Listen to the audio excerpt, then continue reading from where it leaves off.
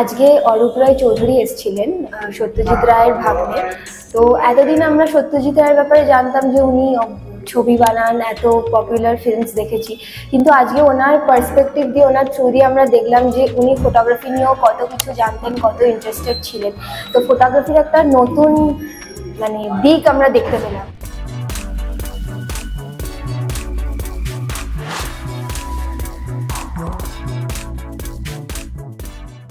ওনার চোখ দিয়ে আমরা সত্যজিৎ রায়কে চিনেছি, জেনেছি। সেলিব্রিটি বা যে ধরনের পার্সোনালিটিসদের এখানে এনে এভাবে ছোট ছোট ওয়ার্কশপ করা হচ্ছে, সেগুলো খুব সুন্দর, খুব ভালো। আমাদেরকে সময় দিলেন, আমাদেরকে এক অন্য সত্যজিৎ রায়ের সঙ্গে পরিচয় করালেন, সেটা তো আমি বিশেষ বিশেষ আপ্লুত এর জন্য। আমি আমার বন্ধুর ইনভিটেশনে এসেছি এবং এসে নিজেকে খুবই খুবই খুবই আমার ভাগ্যবান মনে হচ্ছে।